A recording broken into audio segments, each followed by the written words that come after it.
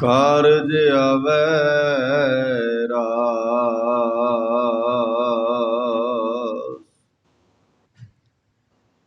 ਜੇ ਸੋ ਚੰਦਾ ਉਗਵੈ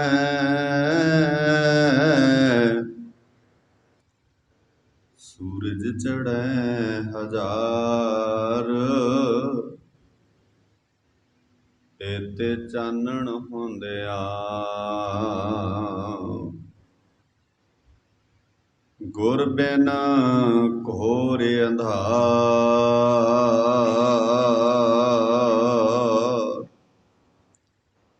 ਸਾਰੇ ਕਰਿਓ ਕਿਰਪਾ ਇੱਕ ਵਾਰ। ਏਤੇ ਚਾਨਣ ਹੁੰਦਿਆ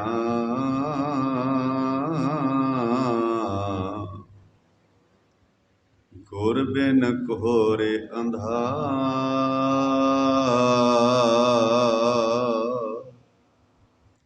ਇੱਕ ਵਾਰ ਫੇਰ ਗੱਜ ਕੇ ਸਾਰੇ। ਏਤੇ ਚਾਨਣ ਗੁਰ ਬਿਨ ਘੋਰ। ਦੀਨ ਦੁਨੀ ਦੇ ਮਾਲਕ, ਹਲਤ ਪਲਤ ਸਵਾਰ ਦੇਣਹਾਰ, ਸਾਰੀ ਮਨੁੱਖਤਾ ਦੇ ਸਾਂਝੇ ਰਹਿਬਰ ਸਾਹਿਬ ਸ੍ਰੀ ਗੁਰੂ ਗ੍ਰੰਥ ਸਾਹਿਬ ਪਾਤਸ਼ਾਹ ਜੀ ਦੇ ਮੁਕੱਦਸ ਚਰਨਾਂ ਅੰਦਰ ਸੁਭਾਇਮਾਨ ਗੁਰੂ ਕੇ ਪਿਆਰਿਓ, ਹਫ਼ਤਾਵਾਰੀ ਉਚੇਚੇ ਦੀਵਾਨ ਦੀਆਂ ਹਾਜ਼ਰੀਆਂ ਭਰਦਿਆਂ ਸਾਹਿਬ ਸੱਚੇ ਪਾਤਸ਼ਾਹ ਜੀ ਦੀ ਪਾਵਨ ਪਵਿੱਤਰ ਬਾਣੀ ਨਾਲ ਬੜੇ ਅਦਬ ਸਤਿਕਾਰ ਸਹਿਤ ਮੇਰੇ ਤੋਂ ਪਹਿਲਾਂ ਗੁਰੂ ਕੇ ਸਵਾਰੇ ਹਰੀ ਜਸ ਕੀਰਤਨ ਸ਼ਰਵਣ ਕਰਵਾ ਰਹੇ ਸਨ। ਜਿੱਥੇ ਆਪ ਜੀਆਂ ਨੇ ਸਤਿਗੁਰਾਂ ਦੀ ਮੁਬਾਰਕ ਬਾਣੀ, ਸੋਦਰ ਬਾਣੀ ਦੇ ਜਾਪ, ਰਹਿਰਾਸ ਬਾਣੀ ਦੇ ਜਾਪ ਸ਼ਰਵਣ ਕੀਤੇ ਹਨ, ਗੁਰੂ ਕਾ ਹਰੀ ਜਸ ਕੀਰਤਨ ਸ਼ਰਵਣ ਕੀਤਾ ਹੈ, ਉੱਥੇ ਮਿੱਥੇ ਹੋਏ ਸਮੇਂ ਮੁਤਾਬਕ ਸਾਹਿਬ ਸੱਚੇ ਪਾਤਸ਼ਾਹ ਜੀ ਦੀ ਪਾਵਨ ਬਾਣੀ ਇਤਿਹਾਸ ਦੀ ਰਲ ਮਿਲ ਕੇ ਵਿਚਾਰ ਕਰਦੇ ਹਾਂ। ਵਿਚਾਰ ਆਰੰਭਣ ਤੋਂ ਪਹਿਲਾਂ ਗੁਰੂ ਬਖਸ਼ਿਸ਼ ਦੁਹਰਾਈਏ, ਕੋਈ ਵੀ ਰਸਨਾ ਫਤਿਹ ਤੋਂ ਵਾਂਝੀ ਨਾ ਰਹੇ। ਗੱਜ ਕੇ ਆਖੋ ਵਾਹਿਗੁਰੂ ਜੀ ਕਾ ਖਾਲਸਾ, ਵਾਹਿਗੁਰੂ ਜੀ ਕੀ ਫਤਿਹ। ਜੁਲਾਈ ਮਹੀਨਾ 5 ਜੁਲਾਈ 1595 ਨੂੰ ਗੁਰੂ ਹਰਗੋਬਿੰਦ ਪਾਤਸ਼ਾਹ ਜੀ ਦਾ ਪ੍ਰਕਾਸ਼ ਗੁਰੂ ਅਰਜਨ ਸਾਹਿਬ ਪਾਤਸ਼ਾਹ ਜੀ ਦੇ ਘਰ ਮਾਤਾ ਗੰਗਾ ਜੀ ਦੀ ਕੁੱਖੋਂ ਹੋਇਆ।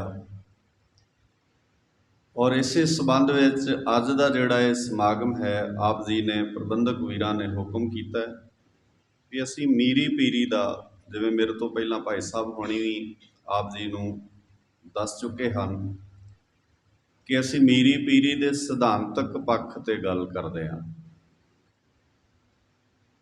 ਦੋ ਤਿੰਨ ਚੀਜ਼ਾਂ ਨੇ ਜਿਹੜੀਆਂ ਬੜੇ ਧਿਆਨ ਨਾਲ ਸਾਨੂੰ ਸਾਰਿਆਂ ਨੂੰ ਸਮਝਣੀਆਂ ਚਾਹੀਦੀਆਂ ਹਨ, ਫਿਰ ਅਸੀਂ ਗੁਰੂ ਸਾਹਿਬ ਜੀ ਦੇ ਅਸਲ ਫਲਸਫੇ ਵਾਲੇ ਬੰਨੇ ਨੂੰ ਹੌਲੀ ਹੌਲੀ ਪੜਾਅ ਦਰ ਪੜਾਅ ਪਹੁੰਚ ਸਕਦੇ ਹਾਂ। ਸਭ ਤੋਂ ਪਹਿਲੀ ਗੱਲ ਇਹ ਹੈ ਵੀ ਸਾਡੇ ਕੋਲ ਗੁਰੂ ਸਾਹਿਬ ਜੀ ਦੇ ਆਪਣੇ ਮੁਬਾਰਕ ਰਸਨਾ ਤੋਂ ਉਚਾਰਨ ਕੀਤੀ ਹੋਈ ਪਾਵਨ ਬਾਣੀ, ਜਿਹੜੀ 6 ਗੁਰੂ ਸਾਹਿਬਾਨਾਂ ਨੇ ਆਪਣੀ ਮੁਬਾਰਕ ਰਸਨਾ ਤੋਂ ਉਚਾਰਨ ਕੀਤੀ ਹੈ ਔਰ ਆਪ ਸਾਹਿਬ ਸੱਚੇ ਪਾਤਸ਼ਾਹ ਜੀ ਨੇ ਇਹਨੂੰ ਕਲਮਬੰਦ ਕੀਤਾ ਔਰ ਉਹ ਗੁਰੂ ਗ੍ਰੰਥ ਸਾਹਿਬ ਜੀ ਦੇ ਅੰਦਰ ਦਰਜ ਹੈ। ਗੁਰੂ ਗ੍ਰੰਥ ਸਾਹਿਬ 'ਚ 6 ਮਹਾਂਪੁਰਸ਼ਾਂ ਦੀ, 6 ਗੁਰੂ ਸਾਹਿਬਾਨਾਂ ਦੀ ਬਾਣੀ ਦਰਜ ਹੈ ਔਰ 15 ਭਗਤ, 11 ਭੱਟ ਸਾਹਿਬਾਨ ਔਰ 3 ਗੁਰਸਿੱਖਾਂ ਦੀ ਬਾਣੀ ਗੁਰੂ ਗ੍ਰੰਥ ਸਾਹਿਬ 'ਚ ਦਰਜ ਹੈ। ਪਹਿਲੀ ਬੇਨਤੀ ਇਹਨੂੰ ਧਿਆਨ ਨਾਲ ਸਮਝਿਓ ਵੀ ਜਿਹੜੀ ਗੱਲ ਗੁਰੂ ਸਾਹਿਬ ਜੀ ਨੇ ਆਪ ਆਪਣੀ ਰਸਨਾ ਤੋਂ ਉਚਾਰਨ ਕੀਤੀ ਹੈ ਉਹ ਸਾਨੂੰ ਗੁਰਬਾਣੀ ਵਿੱਚੋਂ ਮਿਲ ਜਾਂਦੀ ਹੈ। ਦੂਸਰਾ ਨੁਕਤਾ ਇਹ ਹੈ ਵੀ ਜਦੋਂ ਤੁਸੀਂ ਇਤਿਹਾਸ ਨੂੰ ਪੜ੍ਹਨਾ ਜਾਂ ਇਤਿਹਾਸ ਨੂੰ ਸਮਝਣਾ ਹੈ, ਉਸ ਵੇਲੇ ਇੱਕ ਗੱਲ ਦਾ ਖਾਸ ਧਿਆਨ ਸਾਨੂੰ ਸਾਰਿਆਂ ਨੂੰ ਰੱਖਣ ਦੀ ਲੋੜ ਹੈ। ਅਸੀਂ ਗੁਰੂ ਸਾਹਿਬਾਨਾਂ ਦੇ ਸਰੀਰਾਂ ਦੇ ਅਲੱਗ ਹੋਣ ਨਾਲ ਵਿਚਾਰਾਂ ਨੂੰ ਵੀ ਅਲੱਗ-ਅਲੱਗ ਢੰਗ ਨਾਲ ਵੇਖਣ ਲੱਗ ਜਾਂਦੇ ਹਾਂ। ਜਿਵੇਂ ਸਾਡੇ ਸਾਰਿਆਂ ਦੇ ਮੰਨਣ ਵਿੱਚ ਇੱਦਾਂ ਆ ਗਿਆ, ਜਾਂ ਹੌਲੀ-ਹੌਲੀ ਇੱਦਾਂ ਕਹਿ ਲਓ ਵੀ ਅਸੀਂ ਲੰਮਾ ਸਮਾਂ ਇਹਨੂੰ ਇਸ ਰੂਪ ਵਿੱਚ ਵੇਖਦੇ ਰਹੇ ਹਾਂ ਤੇ ਸਾਨੂੰ ਸਾਰਿਆਂ ਨੂੰ ਇੰਝ ਲੱਗਣ ਲੱਗ ਪਿਆ ਵੀ ਸ਼ਾਇਦ ਗੁਰੂ ਸਾਹਿਬਾਨ ਸਰੀਰ ਕਰਕੇ ਜਦੋਂ ਅਲੱਗ-ਅਲੱਗ ਸਰੀਰਾਂ ਵਿੱਚ ਵਿਚਰ ਰਹੇ ਸਨ ਤਾਂ ਉਹਨਾਂ ਦੇ ਖਿਆਲਾਂ ਵਿੱਚ ਵੀ ਫਰਕ ਆ ਰਿਹਾ ਸੀ। ਇਹ ਗੱਲ ਨਿਰਮੂਲ ਰੂਪ ਵਿੱਚ ਹੀ ਗਲਤ ਹੈ ਔਰ ਇਹਨੂੰ ਪਤਾ ਨਹੀਂ ਕਿਸ ਰੂਪ ਵਿੱਚ ਅਸੀਂ ਪ੍ਰਵਾਨ ਕਰ ਲਿਆ। ਮੈਂ ਜਿਵੇਂ ਪਹਿਲਾਂ ਕਿਹਾ ਵੀ ਬਾਣੀ ਜਦੋਂ ਪੜ੍ਹੋਗੇ ਤੇ ਬਾਣੀ ਵਿੱਚ ਗੁਰੂ ਸਾਹਿਬਾਨਾਂ ਬਾਰੇ ਸ਼ਬਦ ਜਦੋਂ ਭੱਟ ਸਾਹਿਬਾਨ ਨੇ ਵਰਤੇ ਨੇ, ਜਦੋਂ ਸਿੱਖਾਂ ਨੇ ਵਰਤੇ ਨੇ, ਤੇ ਉਹਨਾਂ ਨੇ ਨਾਨਕ ਜੀ ਦੀ ਜੋਤ ਨੂੰ ਤੇ ਗੁਰੂ ਅੰਗਦ ਸਾਹਿਬ ਜੀ ਦੀ ਜੋਤ ਨੂੰ ਅਲੱਗ ਕਰਕੇ ਨਹੀਂ ਵੇਖਿਆ, ਉਹਨਾਂ ਇੱਕੋ ਹੀ ਜੋਤ ਪਰਵਾਨੇ। ਔਰ ਇੱਥੋਂ ਤੱਕ ਸ਼ਬਦ ਬਾਬੇ ਦੀ ਬਾਣੀ ਵਿੱਚੋਂ ਸਾਨੂੰ ਪੜ੍ਹਨ ਸੁਣਨ ਨੂੰ ਮਿਲਦੇ ਨੇ। ਮਹਾਰਾਜ ਸੱਚੇ ਪਾਤਸ਼ਾਹ ਜੀ ਨੇ ਸ਼ਬਦ ਵਰਤੇ। ਮਹਾਰਾਜ ਕਹਿੰਦੇ ਜੋਤ ਉਹਾ ਜੁਗਤ ਛਾਏ, ਸੇਮ ਜੁਗਤੀ ਤੇ ਸੇਮ ਜੋਤ ਹਰ ਗੁਰੂ ਸਾਹਿਬਾਨ ਵਿੱਚ ਕੰਮ ਕਰ ਰਹੀ ਹੈ। ਔਰ ਤੁਸੀਂ ਧਿਆਨ ਨਾਲ ਵੇਖੋ, ਅਸੀਂ ਸਾਰੇ ਇਹਨੂੰ ਇੱਦਾਂ ਮੰਨਣ ਲੱਗ ਪਏ ਹਾਂ ਵੀ ਸ਼ਾਇਦ ਗੁਰੂ ਨਾਨਕ ਸਾਹਿਬ ਪਾਤਸ਼ਾਹ ਜੀ ਹੋਰ ਸੁਭਾਅ ਦੇ ਮਾਲਕ ਸਨ, ਗੁਰੂ ਅਰਜਨ ਸਾਹਿਬ ਪਾਤਸ਼ਾਹ ਜੀ ਹੋਰ ਸੁਭਾਅ ਦੇ ਮਾਲਕ ਸਨ, ਗੁਰੂ ਹਰਗੋਬਿੰਦ ਪਾਤਸ਼ਾਹ ਜੀ ਜਾਂ ਗੁਰੂ ਗੋਬਿੰਦ ਸਿੰਘ ਪਾਤਸ਼ਾਹ ਜੀ ਹੋਰ ਸੁਭਾਅ ਦੇ ਮਾਲਕ ਸਨ। ਬਹੁਤ ਸਾਰੇ ਇਤਿਹਾਸਕਾਰਾਂ ਨੇ ਵੀ ਇੰਝ ਲਿਖਿਆ। ਉਹ ਕਹਿੰਦੇ ਗੁਰੂ ਅਰਜਨ ਸਾਹਿਬ ਪਾਤਸ਼ਾਹ ਜੀ ਤੱਕ ਇਹ ਘਰ ਸ਼ਾਂਤੀ ਦਾ ਮੁਜੱਸਮਾ ਰਿਹਾ ਹੈ। ਬਹੁਤ ਸਾਰੇ ਇਤਿਹਾਸਕਾਰ ਇੱਦਾਂ ਬਿਆਨ ਕਰਦੇ ਨੇ। ਪਰ ਗੁਰੂ ਹਰਗੋਬਿੰਦ ਪਾਤਸ਼ਾਹ ਜੀ ਨੇ ਸ਼ਾਂਤੀ ਦਾ ਪੱਲਾ ਛੱਡ ਦਿੱਤਾ। ਇਹ ਕਿਵੇਂ ਹੋ ਸਕਦਾ ਹੈ?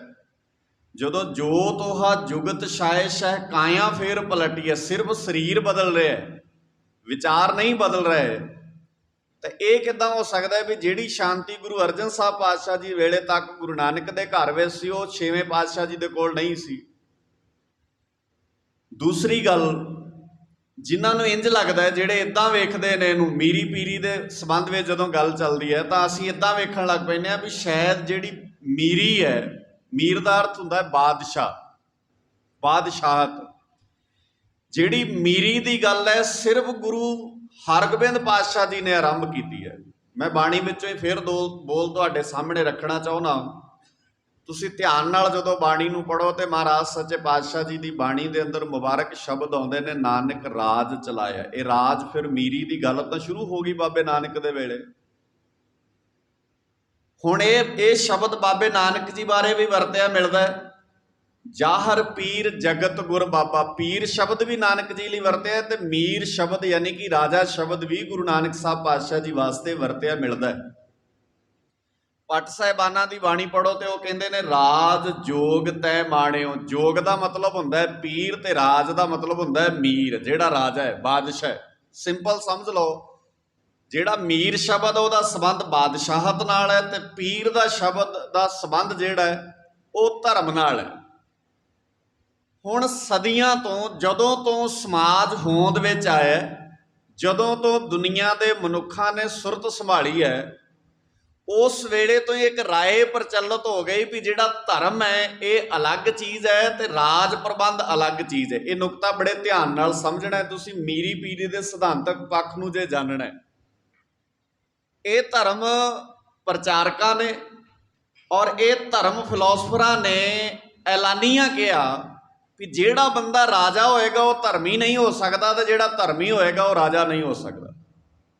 ਹੁਣ ਬੜਾ ਸੌਖਾ ਰਾਹ ਸੀ ਇਹ, ਕਿਉਂਕਿ ਧਰਮੀਆਂ ਨੇ ਕਿਹਾ ਵੀ ਸਾਨੂੰ ਰਾਜ ਨਾਲ ਕੋਈ ਲੈਣਾ ਦੇਣਾ ਨਹੀਂ ਤੇ ਧਰਮੀ ਸੇਫ ਹੋ ਗਏ। ਹੁਣ ਰਾਜਾ ਜੋ ਮਰਜ਼ੀ ਕਰੇ, ਧਰਮੀ ਕਹਿੰਦਾ ਮੇਰਾ ਕਿਹੜਾ ਜ਼ੋਰ ਹੈ, ਮੈਂ ਕੀ ਕਰ ਸਕਦਾ, ਮੈਂ ਤਾਂ ਧਰਮੀ ਬੰਦਾ ਆ। ਤੇ ਜਿਹੜਾ ਰਾਜਾ ਹੈ ਜੇ ਉਹ ਪਾਪ ਕਰਦਾ, ਉਹਨੂੰ ਕੋਈ ਕਹਿੰਦਾ ਵੀ ਤੂੰ ਪਾਪ ਕਿਉਂ ਕਰਦਾ, ਉਹ ਕਹਿੰਦਾ ਪਾਪ ਧਰਮੀ ਨਹੀਂ ਕਰਦੇ ਹੁੰਦੇ, ਮੈਂ ਤੇ ਹੈ ਹੀ ਰਾਜਾ ਆ। ਇੱਕ ਚੀਜ਼ ਹੋਰ ਧਿਆਨ ਨਾਲ ਵੇਖਿਓ, ਇਹ ਗੁਨਾਹ ਸਮਾਂ ਪਾ ਕੇ ਹੌਲੀ ਹੌਲੀ ਵੱਡੇ ਕਿੰਨੇ ਹੋ ਜਾਂਦੇ ਨੇ। ਅਸੀਂ ਸਾਰੇ ਦੋ ਸ਼ਬਦ ਤੁਹਾਡੇ ਕੰਨਾਂ 'ਚ ਅਕਸਰ ਪੈਂਦੇ ਨੇ, ਤੁਸੀਂ ਸੁਣੇ ਨੇ। ਇੱਕ ਸ਼ਬਦ ਹੈ ਨੇ ਕਲੰਕ।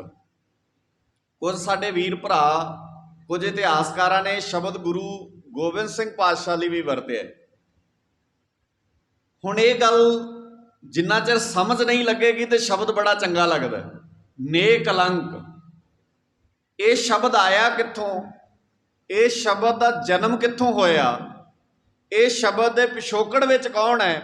ਇਹ ਅਸੀਂ ਬਹੁਤਾ ਕਦੀ ਗੌਰ ਨਹੀਂ ਕੀਤਾ। ਇੱਕ ਸ਼ਬਦ ਇਹ ਤਾਂ ਤੁਸੀਂ ਸੁਣਿਆ, ਇੱਕ ਸ਼ਬਦ ਤੁਸੀਂ ਸ਼ਾਇਦ ਬਹੁਤਾ ਧਿਆਨ ਨਾਲ ਕਦੀ ਨਾ ਸੁਣਿਆ ਹੋਵੇ, ਪਰ ਇੱਕ ਸ਼ਬਦ ਹੈ ਸਾਡੇ ਆਮ ਧਾਰਮਿਕ ਦੁਨੀਆ 'ਚ ਪ੍ਰਚਲਿਤ ਹੈ, ਜਿੱਲੇ ਇਲਾਹੀ। ਜਿਹੜੇ ਬੰਦੇ ਫਾਰਸੀ ਨਾਲ ਜਾਂ ਉਰਦੂ ਨਾਲ ਸੰਬੰਧ ਰੱਖਦੇ ਨੇ ਉਹ ਸ਼ਾਇਦ ਜਾਣਦੇ ਹੋਣਗੇ, ਜਿੱਲੇ ਇਲਾਹੀ ਸ਼ਬਦ ਵੀ ਇੱਕ ਆਮ ਧਾਰਮਿਕ ਦੁਨੀਆ 'ਚ ਵਰਤਿਆ ਜਾਂਦਾ। ਹੁਣ ਇਹਨਾਂ ਦੋਵਾਂ ਸ਼ਬਦਾਂ ਦੇ ਮੀਨਿੰਗ ਕੀ ਨੇ? ਜਿਹੜੀ ਗੱਲ ਮੈਂ ਤੁਹਾਡੇ ਨਾਲ ਪਹਿਲਾਂ ਕੀਤੀ ਹੈ ਵੀ ਧਰਮੀ ਬੰਦਿਆਂ ਨੇ ਇਹ ਐਲਾਨ ਕਰ ਲਿਆ ਵੀ ਧਰਮ ਦਾ ਸੰਬੰਧ ਰਾਜ ਨਾਲ ਨਹੀਂ ਹੁੰਦਾ। ਜੇ ਰਾਜਾ ਕੋਈ ਪਾਪ ਕਰਦਾ ਤੇ ਧਰਮੀ ਬੰਦਾ ਕਹਿੰਦਾ ਵੀ ਮੈਂ ਨਹੀਂ ਕੁਝ ਵੀ ਕਰ ਸਕਦਾ ਕਿਉਂਕਿ ਮੈਂ ਧਰਮ ਕਮਾਉਣ ਵਾਲਾ ਬੰਦਾ। ਜੇ ਰਾਜਾ ਪਾਪ ਕਰਦਾ ਤਾਂ ਤੁਸੀਂ ਚੱਲੋ। ਜਿਵੇਂ ਸੌਖੀ ਐਗਜ਼ਾਮਪਲ ਦੇ ਦਿੰਦਾ, ਇਸ ਮੁਲਕ ਦਾ ਬਾਦਸ਼ਾਹ ਔਰੰਗਜ਼ੇਬ ਜ਼ਾਲਮ ਹੋ ਗਿਆ, ਜ਼ੁਲਮ ਕਰਨ ਲੱਗ ਪਿਆ। ਜਦੋਂ ਬਾਦਸ਼ਾਹ ਜ਼ੁਲਮ ਕਰਨ ਲੱਗਾ ਤੇ ਉਹਨੇ ਜ਼ੁਲਮ ਕਰਨ ਲੱਗਿਆ ਫਿਰ ਇਹ ਨਹੀਂ ਵੇਖਿਆ ਵੀ ਜ਼ੁਲਮ ਕਿਹਦੇ ਤੇ ਕਰਨਾ ਹੈ ਤੇ ਕਿਹੋ ਜਿਹੇ ਬੰਦੇ ਹੁੰਦੇ ਨੇ। ਅਖੀਰ ਉਹਦਾ ਜ਼ੁਲਮ ਇੰਨਾ ਵੱਧ ਗਿਆ, ਬਾਦਸ਼ਾਹ ਨੇ ਇਹ ਐਲਾਨ ਕਰਤਾ ਵੀ ਜਿਹੜਾ ਬੰਦਾ ਮੇਰੀ ਮਰਜ਼ੀ ਨਾਲ ਨਹੀਂ ਚੱਲਦਾ ਉਹਨੂੰ ਜੀਣ ਦਾ ਹੱਕ ਹੀ ਨਹੀਂ ਹੈ। ਹੁਣ ਇਹ ਗੱਲ ਬੜੀ ਖਤਰਨਾਕ ਸੀ। ਇਹ ਅੱਜ ਵੀ ਖਤਰਨਾਕ ਹੈ। ਕਿਸੇ ਵੀ ਮੁਲਕ ਦਾ ਬਾਦਸ਼ਾਹ ਇਹ ਕਹਿ ਦੇ ਵੀ ਜਿਹੜੇ ਬੰਦੇ ਮੇਰੀ ਮਰਜ਼ੀ ਨਾਲ ਨਹੀਂ ਚੱਲਦੇ ਉਹਨਾਂ ਨੂੰ ਮੈਂ ਜੀਣ ਹੀ ਨਹੀਂ ਦੇਣਾ, ਤੇ ਆਪਣੇ ਆਪ 'ਚ ਬੜੀ ਖਤਰਨਾਕ ਗੱਲ ਹੈ, ਬੜੀ ਭਿਆਨਕ ਗੱਲ ਹੈ। ਔਰ ਇਸੇ ਧਰਤੀ ਤੇ ਬਾਦਸ਼ਾਹ ਨੇ ਐਲਾਨ ਕਰਤਾ ਵੀ ਜੀਣ ਦਾ ਹੱਕ ਸਿਰਫ ਉਹਦੇ ਕੋਲ ਹੈ ਜਿਹੜਾ ਮੇਰੀ ਮਰਜ਼ੀ ਨਾਲ ਚੱਲੇਗਾ। ਔਰ ਇਹ ਸ਼ਬਦ ਜਦੋਂ ਸੁਣਿਆ ਔਰ ਇਹਨੂੰ ਜਦੋਂ ਇਸ ਸ਼ਬਦ ਤੇ ਅਮਲ ਹੋਣ ਲੱਗਾ ਤੇ ਆਮ ਲੋਕ ਜਿਹੜੇ ਬਾਦਸ਼ਾਹ ਔਰੰਗਜ਼ੇਬ ਦੀ ਮਰਜ਼ੀ ਨਾਲ ਨਹੀਂ ਸੀ ਚੱਲਦੇ ਉਹਨਾਂ ਨੂੰ ਇੱਕ ਦਿਨ ਵਿੱਚ ਹਜ਼ਾਰਾਂ ਕਤਲ ਹੋਣੇ ਸ਼ੁਰੂ ਹੋ ਗਏ। ਔਰ ਕਤਲ ਕਿਉਂ ਹੁੰਦੇ ਸਨ? ਉਹਦੀ ਜੜ ਕੀ ਬਣਦੀ ਸੀ? ਜਾਂ ਤਾਂ ਧਰਮੀ ਹੋ ਜਾਓ। ਸ਼ਬਦ ਮੈਂ ਇਕੱਲਾ ਧਰਮੀ ਤਾਂ ਵਰਤ ਰਿਹਾ ਕਿਉਂਕਿ ਗੱਲ ਸਮਝ ਆ ਜਾਏ। ਬਾਦਸ਼ਾਹ ਔਰੰਗਜ਼ੇਬ ਕਹਿੰਦਾ ਵੀ ਜਾਂ ਤੇ ਧਰਮ ਵਿੱਚ ਆ ਜਾਓ, ਯਾਨੀ ਕਿ ਮੇਰੇ ਧਰਮ ਵਿੱਚ ਆ ਜਾਓ, ਤੇ ਜਾਂ ਫਿਰ ਮਰਨ ਲਈ ਤਿਆਰ ਹੋ ਜਾਓ। ਹੁਣ ਇਹ ਬਾਦਸ਼ਾਹ ਦਾ ਅਸੂਲ ਹੀ ਨਹੀਂ ਹੈ। ਜਿਹੜਾ ਵੀਰ ਹੈ, ਜਿਹੜਾ ਰਾਜਾ ਹੈ, ਉਹਨੂੰ ਇਹ ਹੱਕ ਕਿਸੇ ਨੇ ਵੀ ਨਹੀਂ ਦਿੱਤਾ ਵੀ ਜਿਹੜੀ ਤੇਰੀ ਪਰਜਾ ਹੈ ਜੇ ਉਸ ਪਰਜਾ ਨੂੰ ਤੂੰ ਜਿਉਣ ਦਾ ਹੱਕ ਦੇਣਾ ਤੇ ਉਹਨੂੰ ਤੇਰੀ ਮਰਜ਼ੀ ਨਾਲ ਚੱਲਣਾ ਪਏਗਾ। ਦੁਨੀਆ 'ਚ ਕਿਤੇ ਵੀ ਇਹ ਰੂਲ ਨਾ ਅੱਜ ਤੋਂ ਹਜ਼ਾਰਾਂ ਸਾਲ ਪਹਿਲਾਂ ਕਿਸੇ ਕਿਤਾਬ 'ਚ ਲਿਖਿਆ ਮਿਲਦਾ, ਨਾ ਕਿਸੇ ਦਸਤਾਵੇਜ਼ 'ਚ ਲਿਖਿਆ ਮਿਲਦਾ, ਨਾ ਕਿਸੇ ਧਰਮ ਗ੍ਰੰਥ 'ਚ ਇਹ ਗੱਲ ਲਿਖੀ ਮਿਲਦੀ ਹੈ ਵੀ ਰਾਜੇ ਨੂੰ ਇਹ ਹੱਕ ਹੈ ਵੀ ਉਹ ਆਪਣੇ ਸਮੇਂ ਦੇ ਨਾਲ ਕਾਨੂੰਨ ਨੂੰ ਘੜ ਲਵੇ। ਪਰ ਤਾਕਤਵਰ ਬੰਦੇ ਹਰ ਕਾਨੂੰਨ ਆਪਣੀ ਮਰਜ਼ੀ ਨਾਲ ਲੋੜ ਪੈਣ ਤੇ ਘੜ ਲੈਂਦੇ ਨੇ, ਲੋੜ ਪੈਣ ਤੇ ਖਤਮ ਕਰ ਦਿੰਦੇ। ਇਸੇ ਕਰਕੇ ਜਿਹੜੀ ਆਮ ਪਬਲਿਕ ਹੁੰਦੀ ਹੈ ਨਾ, ਜਿਹੜੇ ਆਮ ਲੋਕ ਹੁੰਦੇ ਨੇ, ਕਾਨੂੰਨ ਉਹ ਕਹਿੰਦੇ ਨੇ ਵੀ ਮੇਰੇ ਨਾਲ ਤੇ ਕਾਨੂੰਨ ਨੇ ਐ ਕੀਤਾ, ਦੂਜਾ ਕਹਿੰਦਾ ਮੇਰੇ ਨਾਲ ਤੇ ਐ ਹੋਇਆ। ਕਿਉਂਕਿ ਕਾਨੂੰਨ ਦੋ ਤਰ੍ਹਾਂ ਦੇ ਹੁੰਦੇ ਨੇ, ਇੱਕੋ ਤਰ੍ਹਾਂ ਦਾ ਕਾਨੂੰਨ ਨਹੀਂ ਹੁੰਦਾ ਕਦੇ ਵੀ। ਕਿਉਂਕਿ ਕਾਨੂੰਨ ਦੇ ਵਿੱਚ ਜਿਹੜਾ ਉਤਰਾਅ ਤੇ ਚੜਾਅ ਨੇ, ਕਾਨੂੰਨ ਨੂੰ ਕਿਹੜੇ ਰੂਪ ਵਿੱਚ ਕਿੱਥੇ ਕਿਸ ਤਰ੍ਹਾਂ ਵਰਤਣਾ ਹੈ ਤੇ ਵਕਤ ਦਾ ਬਾਦਸ਼ਾਹ ਤੈਅ ਕਰੇਗਾ। ਖੈਰ ਹੁਣ ਧਿਆਨ ਨਾਲ ਸਮਝਿਓ, ਔਰੰਗਜ਼ੇਬ ਨੇ ਐਲਾਨ ਕੀਤਾ ਤੇ ਜਿਹੜੇ ਬੰਦੇ ਦਿਨ 'ਚ ਹਜ਼ਾਰਾਂ ਕਤਲ ਹੋ ਰਹੇ ਨੇ ਉਹ ਕਿਹਦੇ ਕੋਲ ਜਾਣ? ਫਿਰ ਧਰਮੀਆਂ ਕੋਲ ਹੀ ਜਾਣਗੇ। ਸੁਭਾਵਿਕ ਜੀ ਗੱਲ ਹੈ ਵੀ ਜਿਹੜਾ ਬੰਦਾ ਧਰਮ ਸਥਾਨ ਤੇ ਜਾਂਦਾ ਉਹ ਕਹਿੰਦਾ ਵੀ ਕਿਸੇ ਨੇ ਨਹੀਂ ਸੁਣੀ ਤੇ ਧਰਮ ਸਥਾਨ ਤੇ ਜਾਂਦੇ ਆ। ਉਹ ਆਪਣੇ ਆਪਣੇ ਧਰਮ ਸਥਾਨਾਂ ਤੇ ਗਏ ਤੇ ਧਰਮ ਸਥਾਨ ਵਾਲਿਆਂ ਨੇ ਇਹ ਐਲਾਨ ਕੀਤਾ ਹੋਇਆ ਵੀ ਰਾਜਾ ਜੋ ਜਾਵੇ ਉਹ ਕਰ ਸਕਦਾ। ਇਸ ਕਰਕੇ ਧਰਮ ਸਥਾਨਾਂ ਵਾਲਿਆਂ ਨੇ ਆਪਣੇ ਹੱਥ ਜੋੜ ਦਿੱਤੇ ਵੀ ਸਾਡੇ ਵੱਸ ਦੀ ਕੋਈ ਗੱਲ ਨਹੀਂ ਹੈ। ਬਾਦਸ਼ਾਹ ਦੇ ਸਾਹਮਣੇ ਅਸੀਂ ਕੋਈ ਵੀ, ਕਿਉਂਕਿ ਜਿਵੇਂ ਅੱਜ ਵੀ ਹੈ, ਜੇ ਕੁਝ ਗਲਤ ਹੁੰਦਾ ਹੋਵੇ ਨਾ ਤੇ ਜੇ ਤੇ ਹੋਵੇ ਗਲਤ ਕਰਨ ਵਾਲਾ ਤੁਹਾਡੇ ਤੋਂ ਨੀਵਾਂ, ਜਿਹਦਾ ਰੁਤਬਾ ਤੁਹਾਡੇ ਤੋਂ ਥੱਲੇ ਹੋਵੇ, ਫਿਰ ਤੇ ਆਪਾਂ ਸਾਰੇ ਹੀ ਸੁਧਾਰਵਾਦੀ, ਫਿਰ ਤਾਂ 1 ਮਿੰਟ ਲਾਉਨੇ ਆ ਸੁਧਾਰ ਕਰਨ ਲਈ। ਪਰ ਜੇ ਗਲਤ ਕਰਨ ਵਾਲਾ ਪਾਵਰ ਵਿੱਚ, ਪੋਜੀਸ਼ਨ ਵਿੱਚ, ਰੁਤਬੇ ਵਿੱਚ ਸਾਡੇ ਤੋਂ ਵੱਡਾ ਹੋਵੇ ਤੇ ਫਿਰ ਆਪਾਂ ਪਤਾ ਕੀ ਕਹਿੰਦੇ ਆ? ਚਲੋ ਜੀ ਹੁਣ ਸਾਡੇ ਇਕੱਲਿਆਂ ਦੇ ਕੀਤਿਆਂ ਕੀ ਹੋਣਾ, ਜਦੋਂ ਸਾਰੀ ਦੁਨੀਆ ਇਹ ਤਾਂ ਚੱਲ ਰਹੀ ਹੈ ਤੇ ਅਸੀਂ ਵੀ ਐਂ ਹੀ ਚੱਲ ਰਹੇ ਹਾਂ। ਬਸ ਇੱਥੇ ਹੀ ਗੁਨਾਹ। ਤਾਈਓ ਸਿਆਣੇ ਕਹਿੰਦੇ ਨੇ ਬੁਰਾਈ ਬੁਰੇ ਲੋਕਾਂ ਦੇ ਫੈਲਾਉਣ ਨਾਲ ਨਹੀਂ ਫੈਲਦੀ ਕਦੇ ਵੀ। ਬੁਰਾਈ ਉਦੋਂ ਫੈਲਦੀ ਹੈ ਜਦੋਂ ਚੰਗੇ ਲੋਕ ਬੁਰਾਈ ਨੂੰ ਸਹਿਣਾ ਸਿੱਖ ਜਾਂਦੇ। ਸਾਡੇ ਪੰਜਾਬੀ ਦਾ ਇੱਕ ਮੁਹਾਵਰਾ ਹੈ, ਸ਼ਾਇਦ ਤੁਹਾਡੇ 'ਚ ਸਿਆਣੇ ਸੂਝਵਾਨ ਸਰੋਤੇ ਬੈਠੇ ਨੇ, ਤੁਹਾਨੂੰ ਪਤਾ ਹੋਵੇ। ਪੁਰਾਣੇ ਸਮੇਂ 'ਚ ਆਮ ਲੋਕ ਕਹਿੰਦੇ ਹੁੰਦੇ ਸੀ ਵੀ ਗੱਲ ਸਹਿ ਦੀ ਨਹੀਂ ਹੈ, ਗੱਲ ਪੈ ਦੀ ਹੈ। ਪਿਆ ਮਤਲਬ ਜਿਹੜੀ ਗੱਲ ਤੁਸੀਂ ਅੱਜ ਸਹਿਣ ਕਰ ਲੈਣੀ ਹੈ ਨਾ, ਅਗਲੇ ਨੂੰ ਲੱਗਣਾ ਵੀ ਜੇ ਇੰਨੀ ਕੁ ਸਹਿ ਲਈਏ ਤੇ ਇਹਦੇ ਤੋਂ ਅੱਗੇ ਹੋਰ ਵੀ ਸਹਿ ਸਕਦਾ ਬੰਦਾ। ਤੁਸੀਂ ਕਿਸੇ ਦੇ ਜ਼ੁਲਮਾਂ ਨੂੰ ਵੇਖ ਕੇ ਅੱਖਾਂ ਮੀਟਣ ਲੱਗ ਜਾਓ ਤੇ ਜ਼ੁਲਮ ਕਰਨ ਵਾਲਾ ਬੰਦਾ ਤੁਹਾਡੇ ਤੇ ਦਿਨੋਂ ਦਿਨ ਜ਼ੁਲਮ ਦਾ ਮਾਦਾ ਵਧਾਉਂਦਾ ਜਾਂਦਾ। ਉਹਨੂੰ ਪਤਾ ਵੀ ਕੀ ਕਰਨਗੇ ਲੋਕ, ਇਹ ਤਾਂ ਪ੍ਰਵਾਨ ਕਰ ਬੈਠੇ ਨੇ ਜ਼ੁਲਮ ਨੂੰ। ਹੁਣ ਹਰ ਥਾਂ ਤੇ ਇਦਾਂ ਹੀ ਹੁੰਦਾ। ਹੁਣ ਮਹਾਰਾਜ ਸੱਚੇ ਪਾਤਸ਼ਾਹ ਜੀ ਨੇ ਇਹ ਸਾਰੀ ਵਿਚਾਰਧਾਰਾ ਨੂੰ ਬਦਲਣਾ। और ये विचारधारा जो बदलनी है तो बहुत वड्डे हेर फेर होने ने, बड़े उतराव चढ़ाव होने ने। महाराज सच्चे पातशाह जी दे वेले यही होया, मीर ने जुल्म शुरू किया। ਜਿਹੜੇ पीर सन वो कहते असी जुल्म रोक नहीं सकते, तो यह मतलब है दुनिया ना तो पीर अपनी जिम्मेवारी संभाल रहे हैं तो ना मीर संभाल रहे हैं, तो आम जनता जिहड़ी है, जिहड़े आम लोग ने, आम पब्लिक है जिहड़ी, उस बीमारी का शिकार हो रही है। और कोई धर्मी तो होएगा फिर, जे धर्म मुक ही जाए, जे कोई बंदा भी इदा स्टैंड ना करे तो तुसी हैरान होवोगे। कश्मीरी पंडित, अजे तक कश्मीर मैं उस बन्ने जाना नहीं, वक्त नहीं मेरे कोल। गुरु गोबिंद सिंह पातशाह जी के पिता गुरु हरगोबिंद पातशाह जी के वेले तो कश्मीर के मसले चल रहे हैं। यदा मतलब ये कश्मीर का मसला उदों का भी नहीं, उदों तो भी पहलों का है। बहुत लंबियां समस्यावां ने, पर जे किसी बंदे ने उस सारे मसले ते गल करन दा हीया उस वेले कीता तो सिर्फ ते सिर्फ भारत की धरती विचों कोई महान पुरुष सन जिन्हें जुरत की भी इहदे ते गल होनी चाहिए है। वो कौन सन? धन गुरु श्री गुरु, गज के बोलो, धन गुरु तेग बहादुर पातशाह जी। हुण जदों सारियां थावां ते तरले लै लै, किसी ने पल्ला ना फड़िया, तो उस वेले उन्हां दे एक फिरके जिहड़े कश्मीरी पंडित सन, कश्मीरी पंडितां दे विचों एक पंडित सी शिवदत्त, तुसीं नाम सुनिया होएगा, पंडित शिवदत्त।